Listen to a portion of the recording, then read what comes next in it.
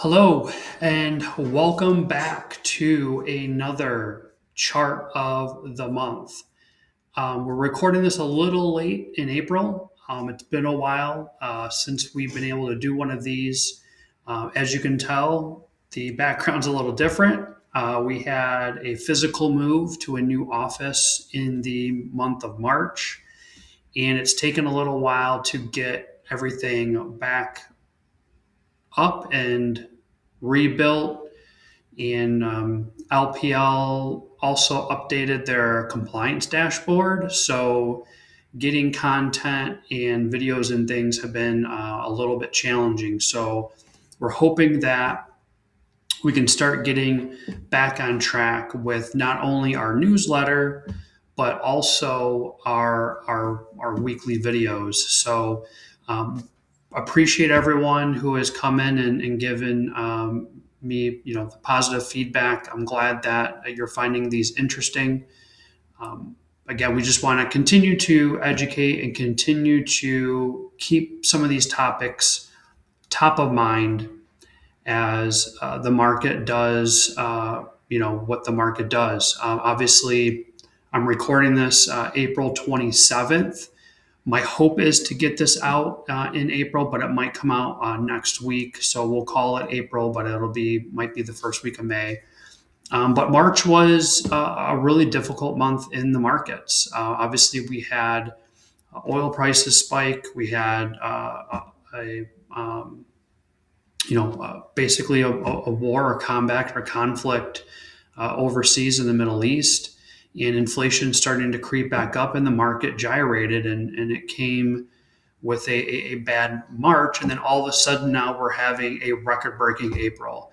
And so I thought this chart would be absolutely perfect to talk about investor behavior, impact of the markets, and volatility, and ultimately just kind of put some numbers and some data behind why, when clients are asking us or calling us with questions like, when do we get out of the market, or how bad can this get, or whatever it is to change their investment mix, is why we as advisors are constantly trying to get the focus back on the long-term lens and staying invested through volatility rather than focusing on short-term headlines.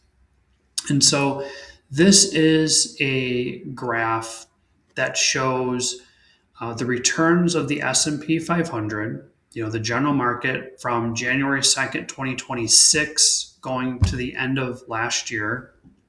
And ultimately, the impact on your money on a $10,000 investment if you were to miss certain days of the market. So what's kind of interesting about the market is that some of its worst days are followed by some of the best days. And if you are not invested in those days, it can dramatically change your performance. And so right here in the middle of the screen, we see 6 out of the 10 best days occurred within 2 weeks of the 10 worst days. So the idea is, if you miss those best days and you're out of the market during the volatility, unfortunately, your returns are dramatically different. And so if you look right here on the graph, if you had $10,000 and you started January 2nd of 06, and you stayed fully invested through all of 08, 09, and COVID, you would basically end up with $80,000 or an 11% return. If you happened to try to time the market and get out of the market at certain periods of volatility, and you happen to just miss the 10 best trading days, okay, so that's 10 days from 06 to 2025. So it's the 10 best days. You now return 6.6%. That is a dramatic difference in your account value. if you try to time the bad times and get back in before the good times return.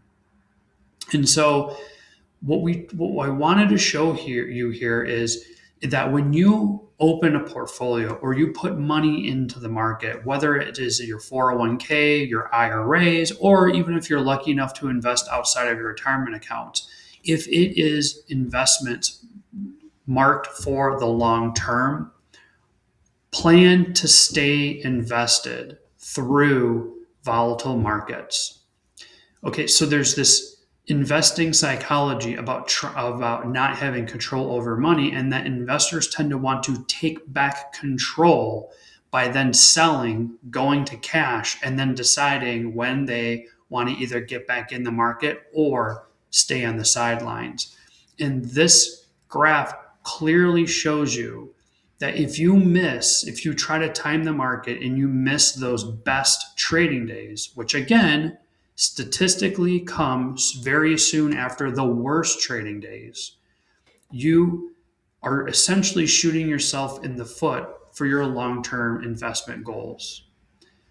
Missing the 20 or 30 or 40 best days, so staying out of the market, say a month or 2 months, even 90 days, or saying, hey, I'll check back in second half of the year, you can be really, really, really dramatically hurting your investments. But not only that, you're starting to now return negative money, right? $10,000 missing the best 40 days. Those 40 days, as you can see, if you miss those 40 days, you have a basically a negative 0.3 return. So missing 40 days out of all those years on the sidelines, your $10,000 now is actually less. And so again, when you're trying to invest for the long term, staying invested is one of the most important things you can do versus what you're truly invested in. Hopefully you found this chart helpful. Right now we're going through a lot of headlines, a lot of volatility. The market's down quite a bit one day and it rebounds back in the next couple of days. I want to put in context, over the long run, staying invested is the best strategy for your long-term investment goals. Hopefully, we will get back on track with these. We'll have another video coming out here for May. And again, all of your positive feedback has been great. And please let me know and follow up with us if you have any questions. We'll see you at the next chart of the month.